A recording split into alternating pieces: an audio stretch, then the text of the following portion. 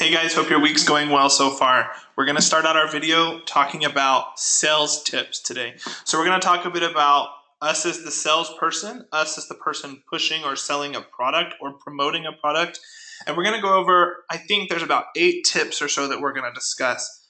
Like I said yesterday, this week is all about different tips to be a success. We're going to be covering everything from volume to sales, social media, marketing, you name it. We're going to talk about the tips that you need to be a success. So take out some paper, get something to write some things down with, and let's go ahead and dive into today's tips on increasing volume, being a better salesperson, and really overall being a success.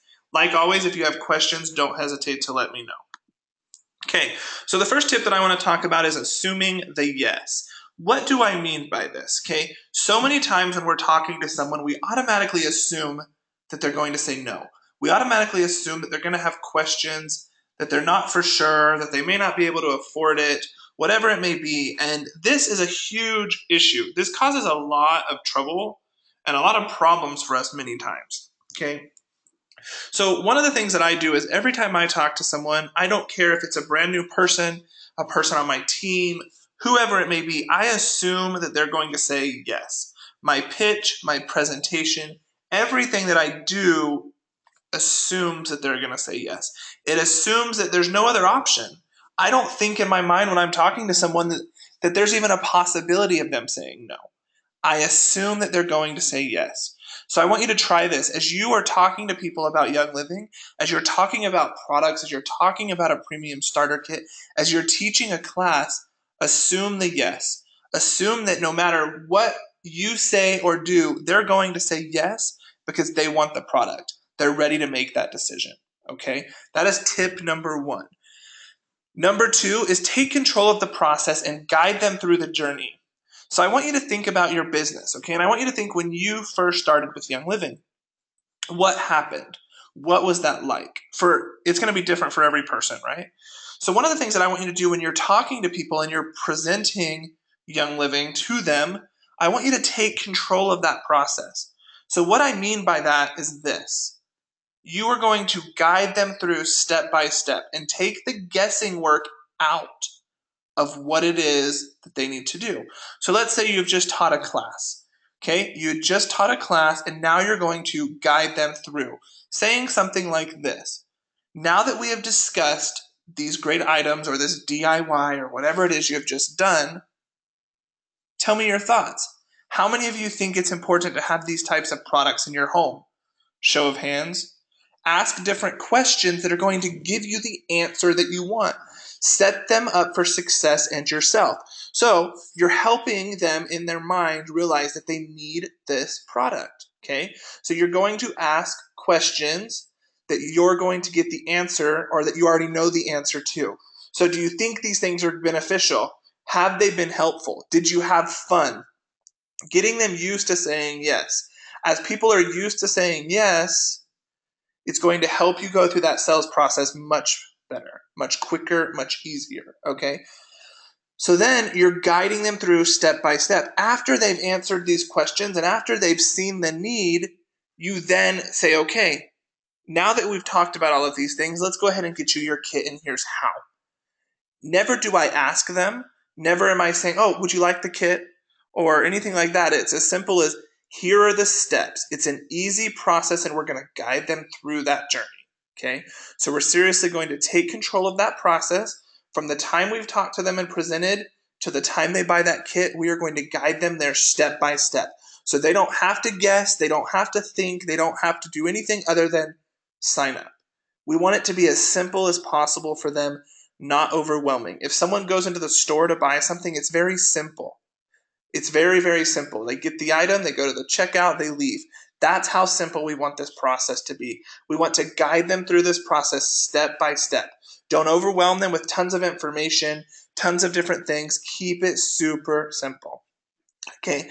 The third tip, this kind of goes along with assuming the yes, and we kind of touched on this a bit, but don't create excuses for the customer. Okay. This is huge. I cannot tell you how many people on my team, how many people that I coach and work with on a regular basis that create excuses for the customer. What do I mean by this? So how many times have you talked to someone and you think in your mind, they can't afford it? Oh, this kid is expensive. Oh, they're going to have to talk to their spouse. Oh, they don't know. Oh, is this real? Oh, what do essential oils do? The list goes on and on of these excuses. Why do we create these excuses for our customers? Do you believe the product's a waste? Do you believe the product is worth its money? Absolutely. We don't think that Young Living products are a waste. Otherwise, we wouldn't be doing this. Let's not create those excuses for our customers. Envision our customers seeing the product in the same way that we do. So when you're presenting to them, if you do your job well and you present in a clear way, they are going to see the product in the same way that you do, in the same light, and have the same value as you see the product. They're not going to worry about the money.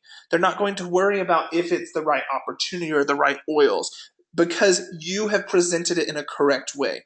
Don't create excuses for the customers. This is why so many people get no's when they're presenting a product. So many times they'll be told no, no, no. Guys, I don't remember the last time I was told no. I can't think of a time that I was told no when I'm pitching a product.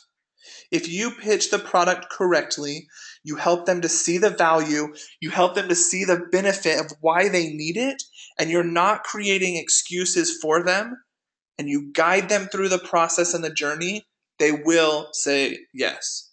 Try it. Let me know how it goes. Okay, the next tip is the close. So many times I've listened to people over and over and over again, and they forget to do the close. They present all this great information, they thank them for coming, and they're done.